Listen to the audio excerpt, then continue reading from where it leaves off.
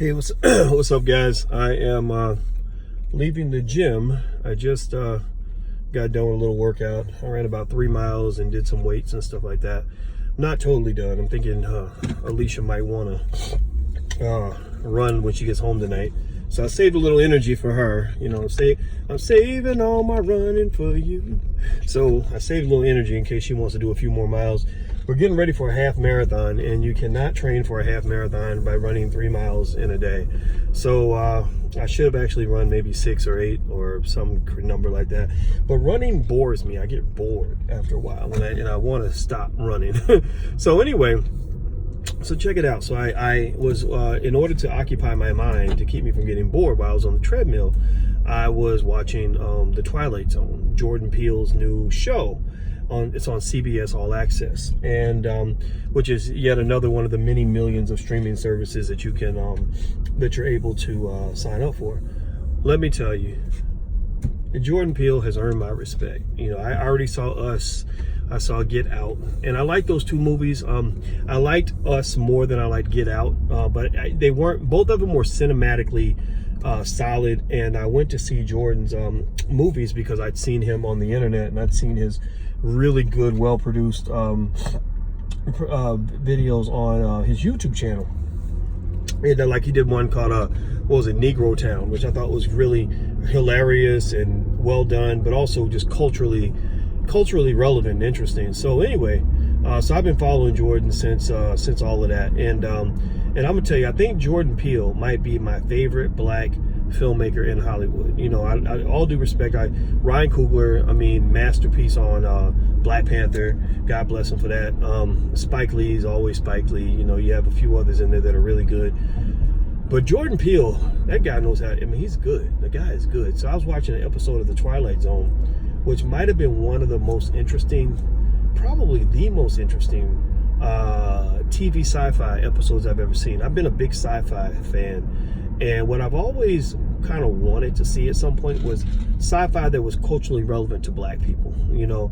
And so there was an episode, I think Sanaa Lathan was in it, and it had a mother taking her son off to college, and she had this camcorder. If you know the Twilight Zone is all about, you know, these mysterious things, parallel universes and stuff like that. Stuff that I'm really into because I'm a mathematician, and, you know, we're into like relativity and, you know, and the universe and all that. So anyway, so in this episode, she has this magical camcorder, and every time she hits rewind, the time itself goes backward, you know. And so she's driving, and this cop pulls her and her son over and harasses them, and then something goes wrong, and the cop's about to kill her son, so she hits the rewind button by accident, and she goes backward before that moment. And then she decides to take a different route to school, and the same cop, he just pulls her over in a different scenario. So it's like every single pathway, every single time, every single thing that she did, the cop was always there. And anyway, I'm not going to spoil it. I like to, you know, I really would love to talk to you guys about it after you've seen it. But you know, the way but the thing is that it has a natural ending, like a sci-fi, you know, show's going to have.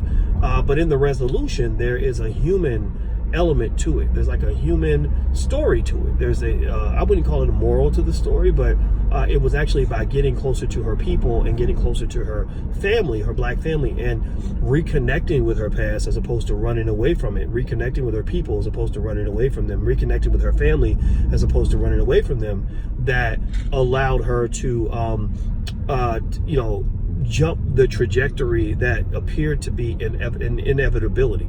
I mean, I saw that and I said, my God, I would love to talk to Jordan Peele about that episode, because what I really got from it is this interesting, powerful message that just kind of says, we're always running from black people, we're running from our families, we're running from our hoods, we want to get out of our communities, and it's inevitable that you're going to run into white supremacy, you're going to run into racism and things like that. And given that inevitability is going to occur, you're always strongest against that inevitability if you are together. So again, I don't even know Jordan Peele, but I'm going to try to read his mind. I think that the point of the whole series is to say, white folks going to be white, they're going to always come at you, and given that that's inevitable and it's not going to change, the only thing that you can change is you, right? And I thought that, I mean, I said, man, wow. I mean, it was well done. Excellent actors, of course. Just really good. And so I just want to give props to my boy and just say, you know, I gave a good review on the movie Us. And I don't really know. I mean, I've got a few 100,000 subscribers, but it ain't millions of people. But, you know, I got a few black people that give a damn what I have to say. And I'll say that I got to give it up to Jordan Peele. In fact, I give it up to the whole generation of new black filmmakers, the Jordan Peeles, you got Ryan Coogler, who did the Black Panther, but then those who aren't aren't accepted into white institutions either, you know, because, you know, Hollywood's a weird place. It's a really fucked up place, to be honest with you. So not all of us are going to have a space in Hollywood. So you've got these great black filmmakers outside of Hollywood. You got your Mark Harris's and who else? Tariq Nasheed is doing a great job with Hidden Colors. Raheem Shabazz and there's a few other. Dorian Chandler out of New York, who did Resurrecting Black Wall Street. Just all these really great black filmmakers, and I think that we should support them when we can. So I felt compelled to let you guys know that I highly suggest watching The Twilight Zone if you're a fan of that type of stuff. The Twilight Zone fits into some of you may be into those other shows. A good white show actually is called what's that shit? Black Mirror. It doesn't have that many black people in it, but even Black Mirror's last episode actually had like almost a racial angle to it. But Black Mirror is a really good one also, and that show's like trippy. I mean, you really need to go like take a nap and take some fucking medication after that, because that shit will just fuck with your head. Like, I'm telling you, like Black Mirror is the shit. You know, if you want to know some of my other favorite shows, I love Game of Thrones. These are some of my favorite white shows. Game of Thrones, Billions. I like Billions. I'm a financial guy, right? So financially literate, right? So I'm a finance guy. So Billions is interesting to me. Black Lightning. Oh, that's another one. I give it up to Akil. I think his last name or first name is Akil, and his wife. I think they're the Akil family. I think that's their last name, or maybe that's his first name. I don't know, but the word Akil pops in there somewhere. But anyway, they did a great job with Black Lightning. I think Black Lightning is actually my favorite show on TV. It's very well done, you know, very culturally relevant. It's just like real good black TV, you know. So you know, hopefully at some point we'll have our own Black Hollywood where we're making our own stuff, and it's not the bullshit. You know, it's not more Tyler Perry. I like Tyler Perry as a person. I met him as a person. I like him, but you know, I don't think that trash is good for us from a cerebral standpoint. Oprah is, you know, I'm canceling Oprah after that Michael Jackson nonsense. I think that she had no business going and digging up Michael Jackson's dead body on behalf of white folks. I thought that was tacky. You know, but you've got some black folks out here that are really doing the damn thing, and I give them mad props. You know, they're trying to be relevant, trying to be connected to the culture, and at the same time, they're out here doing great things. So I think it's a great reflection on how far we've come as a community in this particular decade. In this decade, black people have advanced quite a bit. And I can only imagine how great the next decade can be if we learn to stick together, if we're strategic, and also if we really embrace financial intelligence, so that we know how to take this newfound wealth and these, you know, new opportunities that we're creating, some of which we're being given, some of which we're creating. Either way, these new opportunities, and take those resources and invest them in new businesses, invest them in purchasing real estate, like in the Nipsey Hussle tradition, and invest them in investing in stocks and bonds. You guys have heard me talk about, you know, stock market investing, stuff like that a lot. Even stuff like cryptocurrency. You know, I've made money on my crypto portfolio lately. You know, I just own it. It's just sitting there. But I'm just big on investing. So I think that if we embrace economic intelligence, embrace investing, and then maintain cultural relevance, and keep our value system intact in terms of knowing where our strength is, knowing that our strength is, you know, comes from being together as opposed to being dispersed. I think that we're going to have a powerful black community in about 20 or 30 years. It's going to be a pocket of black people, you know, maybe 20% of the population that's really going to be doing the damn thing. Black owned, black power, black everything, black excellence, top of the pile.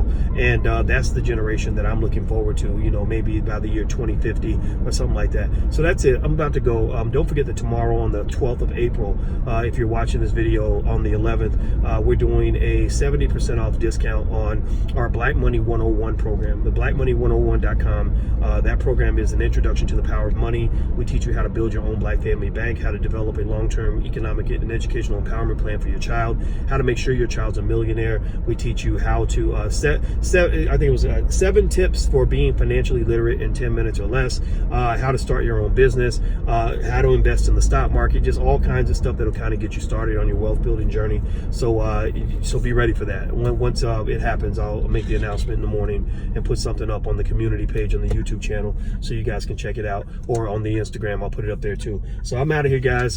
So have a good day, and once again, Jordan Peele. Oh, don't forget to subscribe and hit the thumbs up button. Please hit the thumbs up button and the subscribe button before you go. Make your comments down below. Let me know what you think, and make suggestions. So you feel free to make suggestions on topics that you think I should address on my channel. I know sometimes I can be a bit of an asshole, and I can't apologize for that, because that's just who Boyce is. You know, he does his best, and he's a good man, but sometimes he's just an ass. Sometimes I don't even like him, but I will pay attention, and I love you. I may not always like me, but I always love you, and I appreciate you guys, and I want you to know that. I mean that from the bottom of my heart. So take care, guys. I'll see you soon. Talk to you later. Peace.